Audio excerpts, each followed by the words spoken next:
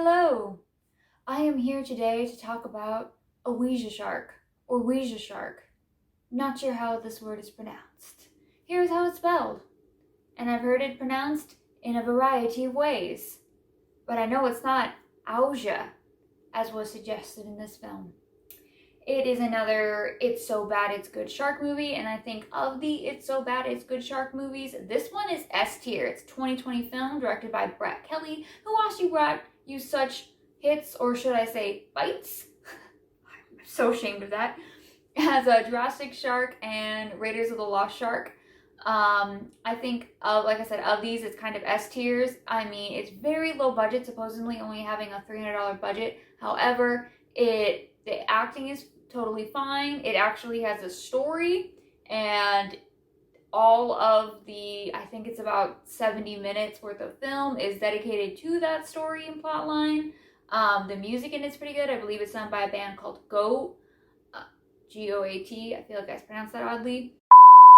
I also really liked, in terms of the sound effect, that the shark roars, which validates Jaws 4. Jaws Revenge. And I'm down for any movie that has a roaring shark. It also makes like crunch noises, like, I don't know, the shark's just kind of cute in this movie, which is weird. You know, it's not a shark's fault, he's a shark. The camera works fine, the sound is all fine. This movie is a totally good low budget movie.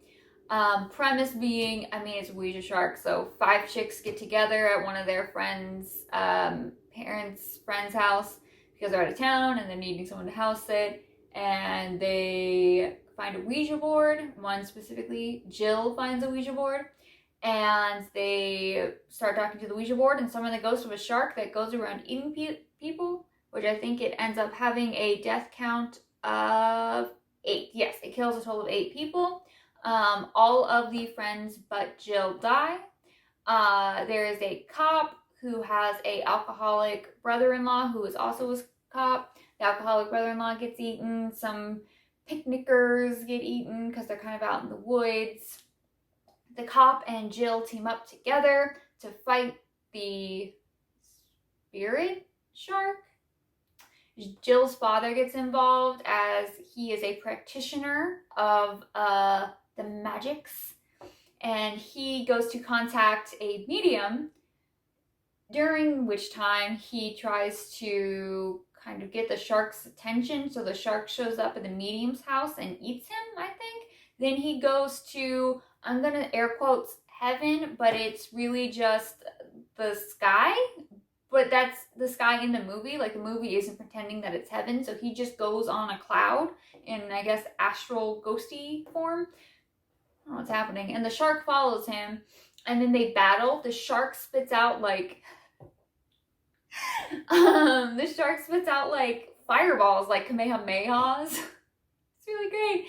And then he does magic shield and pops up like these orange kind of discs that kind of look like something Doctor Strange would do, and they battle, and I guess the shark explodes, the spirit of the father, and then Jill and the cop can see this from a cabin they're hiding out in. So like I said, they're just in the sky. Could you imagine, like, looking up, cloud watch, and seeing a man like, I don't even know, a man like Doctor Stranging it up and trying to battle a shark who's sending out like photon beams. I don't know what's happening. It was great though. Phenomenal battle. I wish it had better music to it. That's my only nitpick. I wish that the battle scene had like more epic music. Kind of like Texas Chainsaw Massacre, the third one, Leatherface, Texas Chainsaw Massacre 3. That had some good metal music to their chainsaw battles. And who doesn't want a nice, epic metal ballad to a fight scene? We all do. It's what we need, it's what we want, especially when that fight scene involves a ghost shark. So, at that point, Jill then shoots the Ouija board and the spirit of the shark disappears. We are then treated to this cloaked figure who was the person who left the Ouija board for Jill to find, having targeted Jill apparently, he goes and leaves the Ouija board somewhere else, or a new Ouija board, I should say, and makes a phone call. Cut. We see the White House. Cut to inside the White House. In the Oval Office, we are greeted to us the imagery, the illusion to a certain former president. Apparently, he has a master plan. I'm not 100% sure what this plan is, but apparently it involves Ouija sharks. It is the greatest ending I've ever seen in my entire life. Talk about coming out of nowhere. I have no idea what's happening. So this movie is supposed to be getting a sequel. There have been some photos that have leaked or have been put out, and it looks like Jill's dad's going to be back as a practitioner of the magics, maybe in the underworld. I would love to see him battle the shark in hell. Ouija Shark from hell. How do you not want this? I would love this. Anyway, this movie was so fun. It was just a dumb fun movie. The ending was what really got me because it's like so ludicrous. Yeah, the movie's fun. On a side note, I do think you can actually do a ghost shark pretty well. There was a show I really liked called Dirk Gently's Holistic Detective Agency that did with Elijah Wood that came out a few years ago that did a ghost shark in their first season. It's absolutely bonkers and it totally works. I think as long as you're willing to like tell a ludicrous, just like wild, ridiculous story, then a ghost shark can totally work and work well.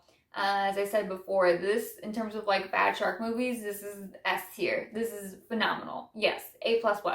Totally recommend if you're into these kinds of movies. Really, really fun time. Thanks for watching. There's a TV show I really liked called Dirk Gently's Holistic Detective.